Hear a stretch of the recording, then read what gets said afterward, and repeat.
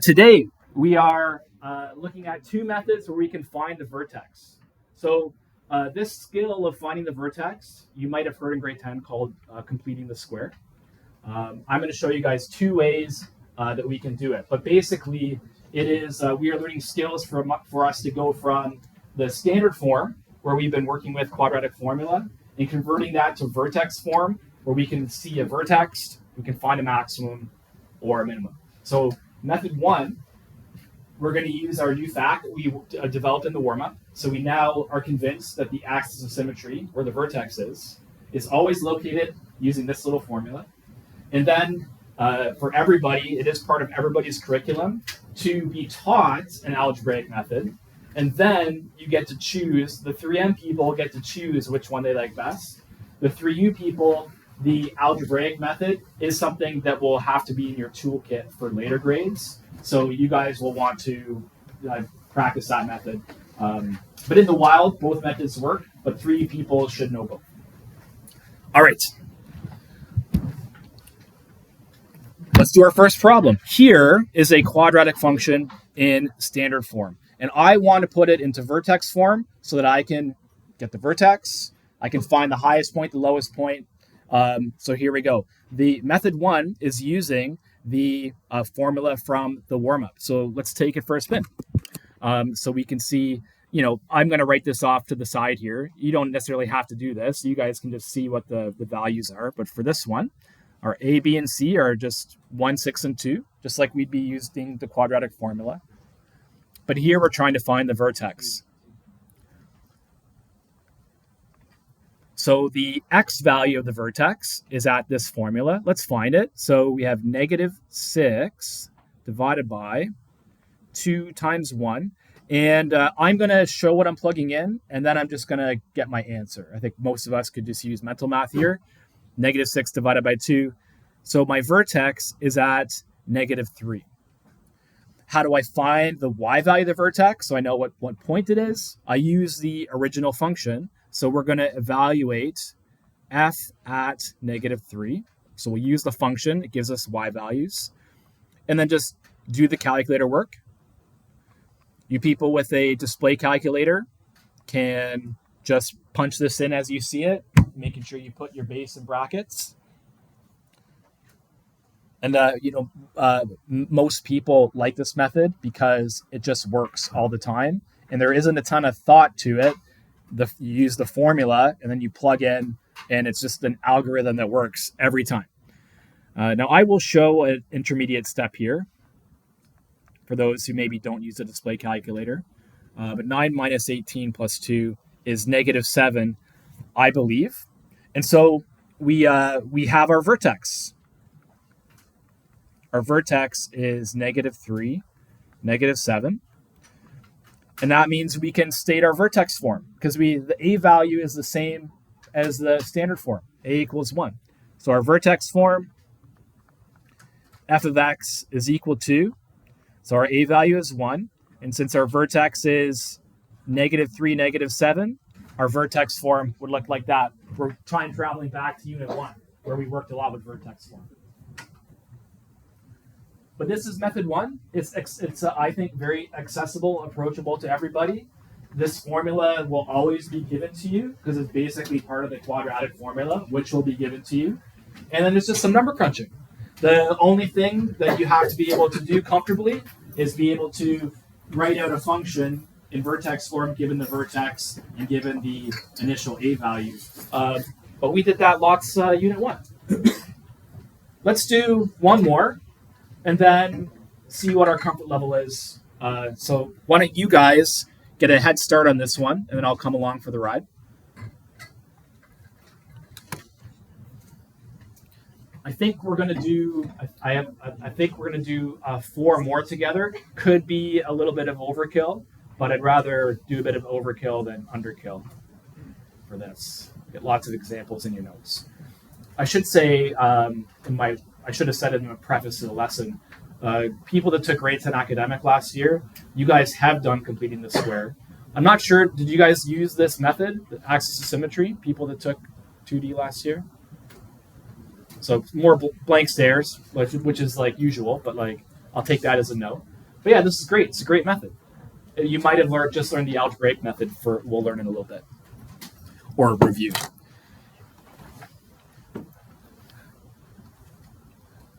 But yeah, I love this method. If I'm not teaching this course, this is the only method I show people these days because it's just so efficient. So the negative of negative 10 over 2 times 1. So that's 10 divided by 2, so that's 5. And then we're finding f at 5 to find where the vertex is.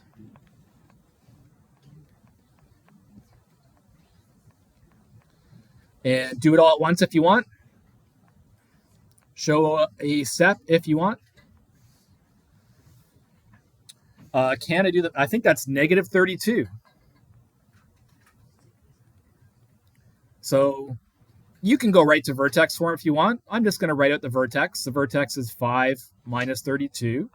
And that lets me know what my vertex form is. It is, because my a value is 1, it looks like x minus 5 squared minus 32. Remember, we switched the sign on the x.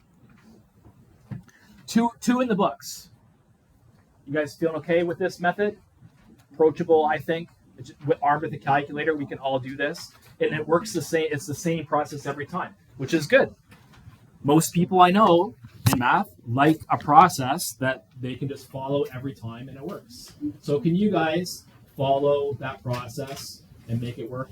For this one has a twist though. We'll see how you guys do at the end. The a value here is not 1. So you guys do step 1, you guys do step 2. I'll come along for the ride in a second.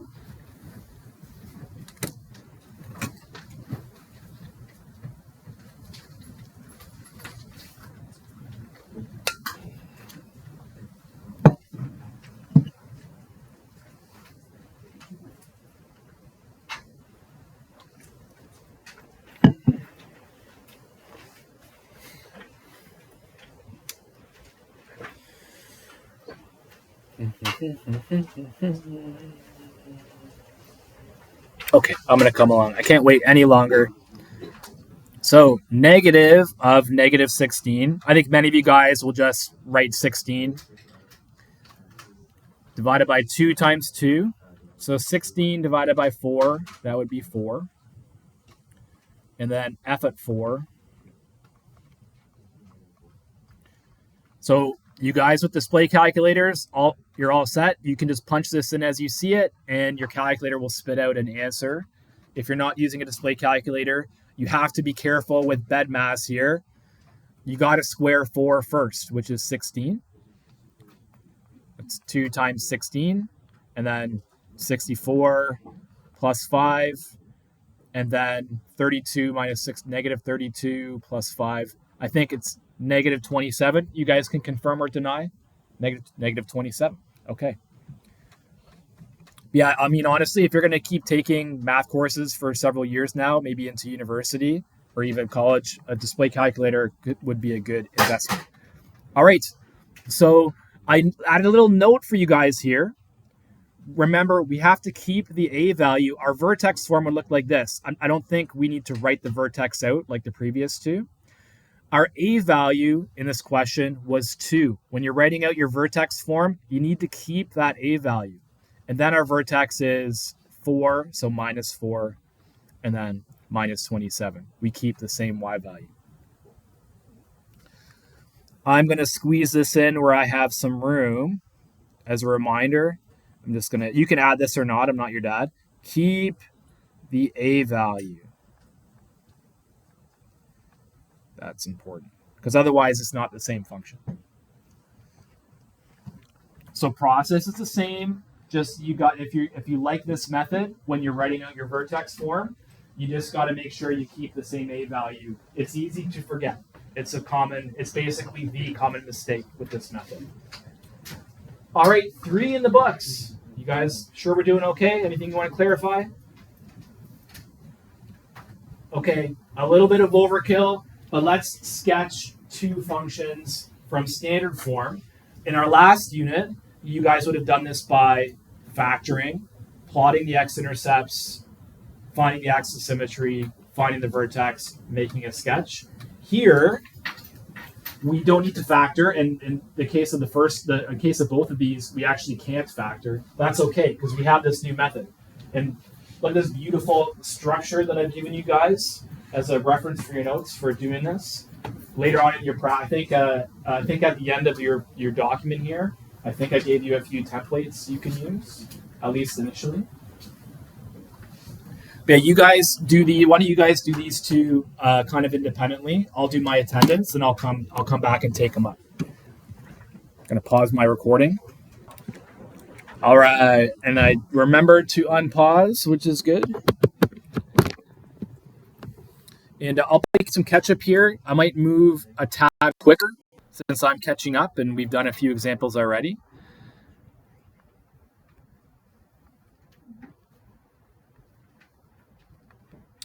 So -8 divided by 2 times 1. So my axis of symmetry is -4.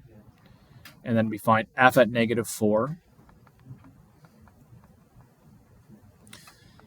As I'm doing this, this is a skill. So, we do 4 or 5 together. And, for most of you guys, it's going to go well. But it's one of those things where you just got to spend a little bit of time just drilling and killing it today just to make sure it's baked in. You want it to be baked in. You don't want to have to relearn it again tomorrow. You just want to have it down. 16 minus 32 is -16 plus 5. It's -11. So my vertex form, because my a value is 1, is x plus 4 squared minus 11. And this seems that it'll fit on my graph. So I think I did it okay. -4. Now we're back in the first week of the course. Vertex form. 135 minus 4 minus 11. Yeah, everything seems to fit pretty well. Up 3, up 5. I'm old and I can't see my own grid here. There we go.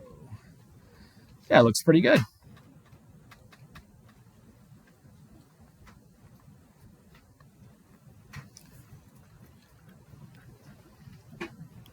I'll just wait a second to play catch up with the next one.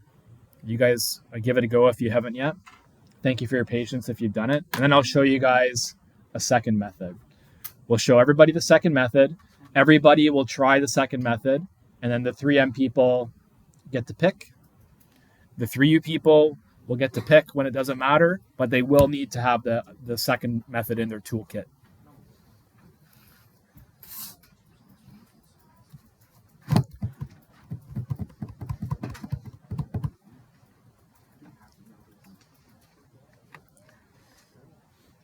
All right.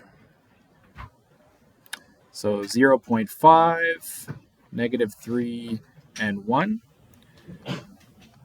So once you do enough of these, most of you guys will just be like, okay, -b will just be 3 in this case. I don't need to write the negative of -3 over 2 times 0.5, which is just 1. So I think you guys get 3 for your axis of symmetry.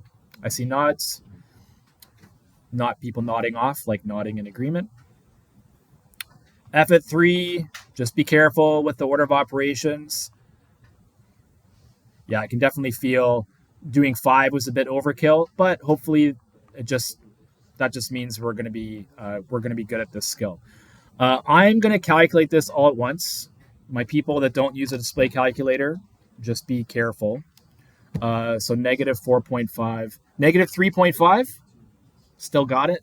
Wait, it is that, right? Okay.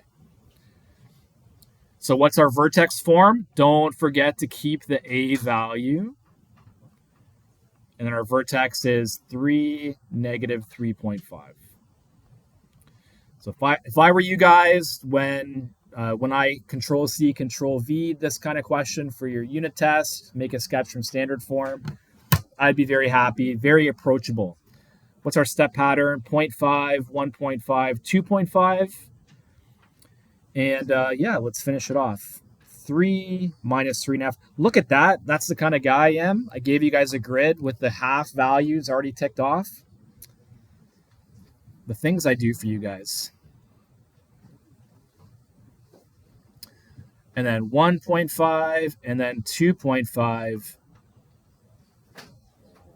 Oh, I only went up 1.5 again. Forgive me. Well, that would be here, and that would be here. Yep, at 1. The y-intercept matches.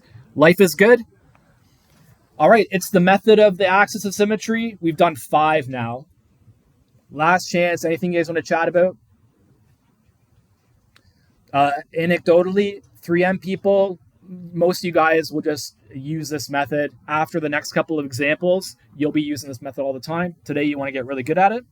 3U people, you'll really want to dial in though. But just to be clear, 3M people, you are required to be taught this method. So follow along. You might even like the method, and then you get to pick. But let's revisit some of the same problems we've already done.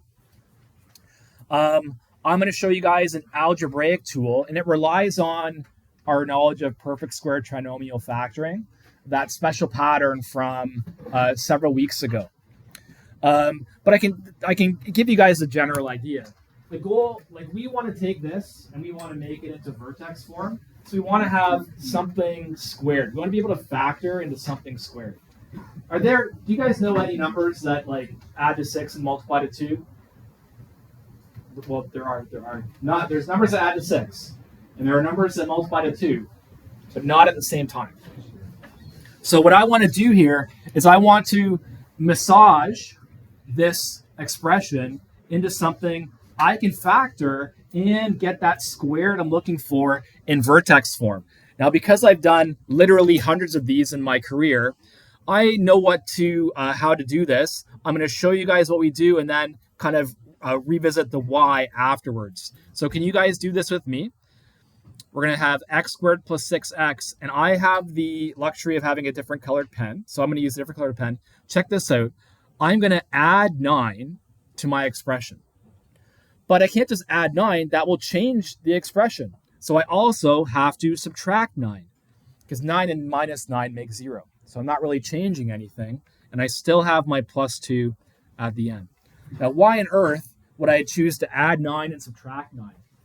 Well, now look at the first 3 terms. Can you guys think of numbers that add to 6 and multiply to 9? 3 and 3, right? X plus 3 squared. And now we've cooked the books, so we now have something we can write in vertex form. These first 3 terms, by choosing 9, factor into x plus 3 times x plus 3, or x plus 3 squared. And negative 9 plus 2, we can just add those numbers together. We get negative 7. Can you guys flip back? We did this one, I think, on the first page. Did we get the same vertex form? I'm like 95% confident it's the same. Now, in my opinion, this method's pretty slick. It actually doesn't require as much work. It's less calculation heavy. But it does require a deeper understanding of factoring. So there's a give and take there. Now, the key idea is this. Why not? Why didn't I add in 5 or add 10? So here's the key idea.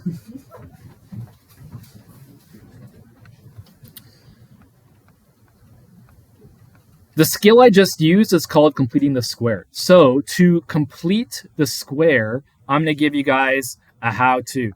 Complete the square means make a perfect square trinomial so you can get vertex form.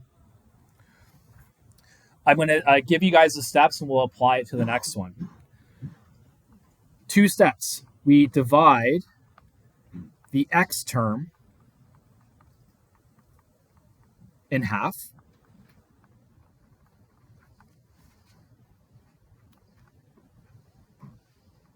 Then square. Can you guys get that down? And we'll put it into practice in a second. Let's just get it down first. Divide the x term in half, then square. I can enhance a bit. Enhance.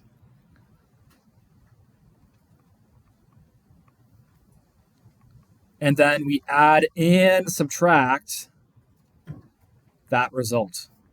That will complete the square for us. I'm going to let you guys get that down. I'm going to flip up to my special pattern, have a little team talk about why it worked for part A, and then we'll apply that technique to b, and then we'll consider it taught, and then the 3M people can make their own decisions. So divide the x term in half and then square. So I'll come back down to this in a second. So why does that work? So if you want to make a perfect square trinomial, you look at the x term, you divide it in half, that will just give you b, and when you square it, it gives you b squared. That's why we divide things in half. If you guys look at this last example, does 9 follow this rule? 6 divided by 2, 6 and a half is 3, right? And 3 squared is equal to 9. That's how I figured out it was 9 and 9. That's how we make a perfect square trinomial. Let's try with b. Let's watch it in action. Over on the side here, this can just be done in the margins. Can you guys take -10, chop it in half, and then square it? Can you guys do that for me? Tell me what you get. Just do the calculator work or the mental math. You can show a couple steps if you want. That's -5, squaring it. It's equal to 25, right? 25. So check this out. X squared minus 10x minus 7. There are no numbers that add to -10, multiply to -7. However, if we massage our expression a little bit, sorry, it's my favorite saying right now, when we're doing algebra, if we massage things a little bit and we add 25, but we also subtract 25, so we don't change it, look, now look at this. We can factor that. There are two of the same number that adds to -10 and multiplies to 25. -5 and -5. And then, of course, we just have to add -25 and -7. -32. I know that's what we got before. And it's a slick little method. This can be done for you you people. This can be done just in your head or with the calculator. It doesn't need to be written down. It's 2 steps. We're there. It is less work in these cases. All right, we're doing good. We've shown both methods for 2 different ones. We're going to do a third one. Now, completing the square when the a value is not 1, admittedly, has a bit of extra work for us to do. The 3M people, you're probably going to, if you haven't tuned me out already, you might tune me out on this one, and you might be like, you know what, Mr. Smith, I'm good. Axis of symmetry works for me. But I do need to get the 3 people the skill for something we do tomorrow. What happens when we have an a value that's not 1? Is 2 a perfect square number, guys? No. So even if I played this clever game, it still wouldn't be a perfect square trinomial because it's 2. So what we do is we massage a little bit first. Check this out. I'm going to factor out 2 from 2x squared from 16x, but I'm actually just going to leave the 5 alone on the outside. And then what we're going to do is we're actually going to pretend the plus 5 and the 2 being multiplied in front, we're going to pretend those don't exist right now. We're going to look at x squared minus 8x, and we're going to apply the method from before. And then we'll deal with the 2 and the 5 at the end. So over where I have some space in the margins, I'm going to take my x term, which is -8. I'm going to chop it in half, and I'm going to square it.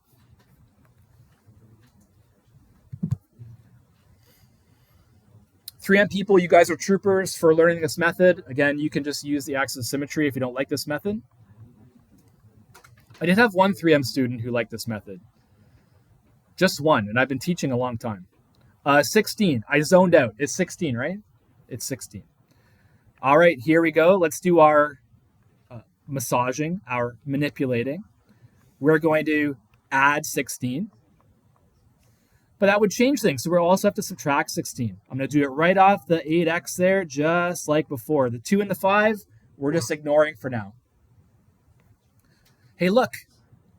Look, everybody. X squared minus 8x plus 16. That's a perfect square trinomial. How does it factor? Now, because I'm going to have a couple pairs of brackets, I like to use big square brackets here. But yeah, -4 and -4. Add to -8 and multiply to 16.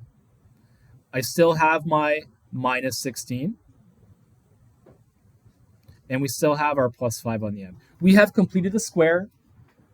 What's left for us to do is just clean things up a little bit and make it look like vertex form. We've got to distribute the 2 inside the bracket. The rest is just cleaning up. It's just there are a few steps. Every step is manageable. We have 2 times x minus 4 squared. We're not interested in expanding. We want vertex form. 2 times minus 16 is minus 32. And we still have to add 5. Minus 32 plus 5, minus 27, which is what we got before. We had to take a few extra steps to get there. I can't apologize for it. The 3 people, we need this skill. I actually used this skill in a grad level course in a presentation in my 6th or 7th year at Waterloo. I whipped out completing the square. It's useful and it's necessary. But let's take a pause. Anything you guys want to chat about? That method there admittedly has a few steps, but they're manageable. You guys can do it. I believe in you. As we move into practice, my 3M people, you guys, as I've said a few times, will probably just do the axis of symmetry method. I've given you guys a few grids on the back. I think I did. Am I going crazy? I gave you grids, right? Yeah, so I gave you guys some templates to use for some questions to get you started.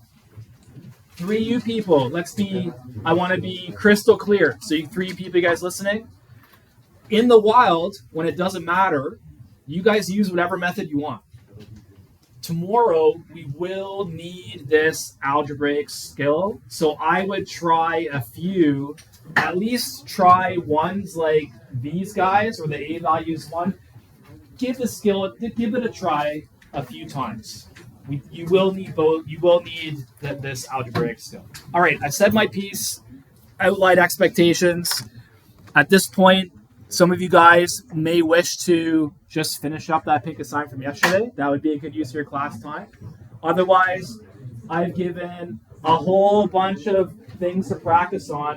I don't expect you to do every single one. Maybe pick every other one. While we're in class, we're practicing. If you got work or sports or just want to play Fortnite or whatever kids play these days, do every other one. But yeah, you don't have to go home and spend an hour completing the square unless you need to get good. All right, I'm going to end the video.